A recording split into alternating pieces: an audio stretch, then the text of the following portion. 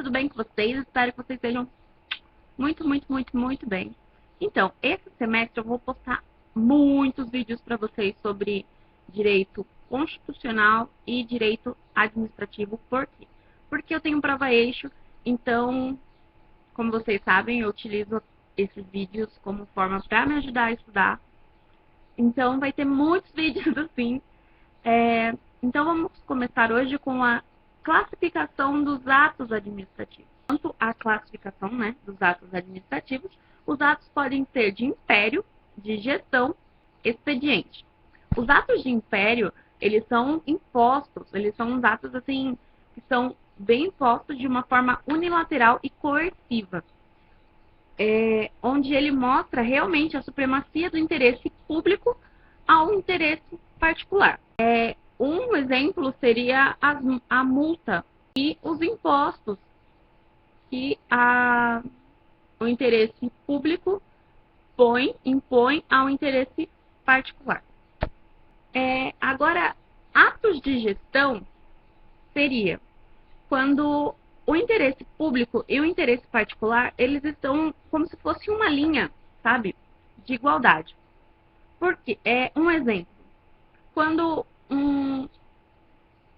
é alugado um imóvel particular para fins públicos, ou seja, mesmo sendo um fim, mesmo aquele imóvel tendo a finalidade pública, o administrador tem que estar pagando o aluguel para o privado. Então, isso também acontece nas empresas privadas, por isso que eles têm uma linha de igualdade entre eles. Agora, falando em atos de expediente, eles são aqueles praticados pela administração pública na rotina mesmo, como exemplo, protocolo, publicação, essas coisinhas. Função de vontade, os atos eles podem ser ditos ou meramente administrativos. Os atos ditos é aquele na qual tem uma manifestação de vontade do direito público e através dele se há obrigações e deveres, como por exemplo a admissão e a demissão e admissão, demissão e as punições dos serviços públicos. E meros atos administrativos, ou também chamados de atos enunciativos, eles são atos que não geram obrigações, mas eles anunciam uma determinada situação concreta descrevendo ela. Como, por exemplo, o casamento, a certidão de nascimento, entendeu? São atos administrativos sempre. E eles são administrativos, é sempre o direito administrativo que faz. E eles são um tipo de enunciado também. Quanto à formação de vontade, os atos administrativos, eles podem ser simples, complexos ou compostos. Atos simples é aquele em que decorre de uma manifestação de vontade e que vem de um único órgão singular ou colegiado.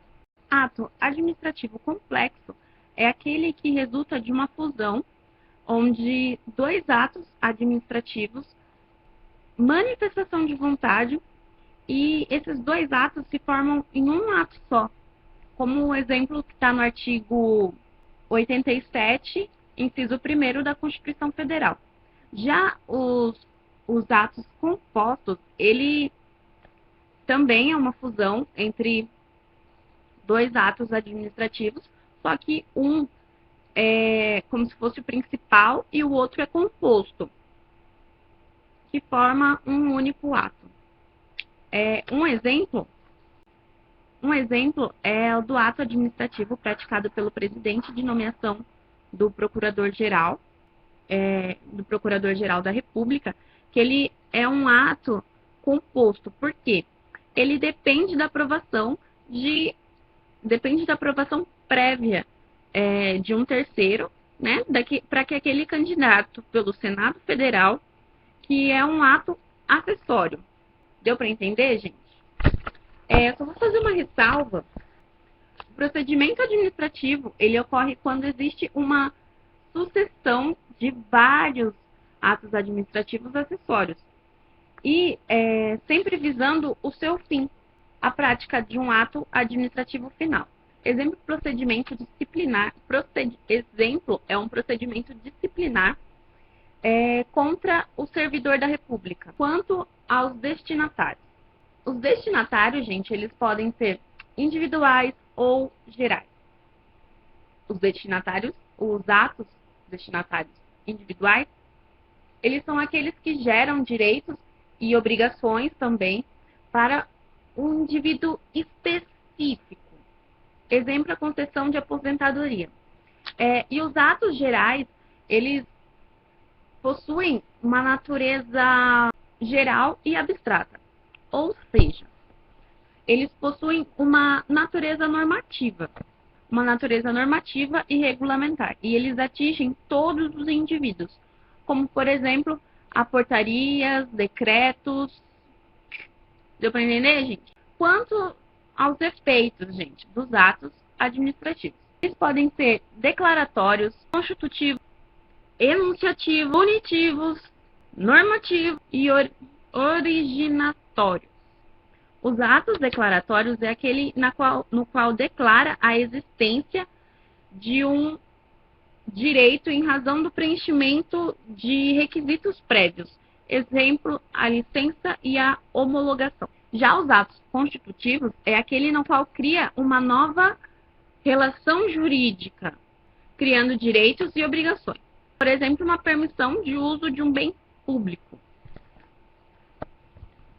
Os atos enunciativos é aquele que anuncia ou atesta uma situação já pré-existente, como, por exemplo, certidão, vistos, atestados. Os atos punitivos são aqueles em que a administração pública ela aplica uma sanção. São aqueles no qual a administração pública ela aplica uma sanção ou uma penalidade ao particular, exemplo, multa de trânsito, demissão de um servidor público. E os atos normativos, eles são aqueles no qual o poder público, ele regulamenta uma situação. Como, por exemplo, decretos, decretos, regulamentações e resoluções. Os atos originários, eles são aqueles que tratam da ordem interna da administração pública, como, por exemplo, as instruções normativas, circulares e as portarias. Bom, gente, por hoje é isso. Beijos e tchau!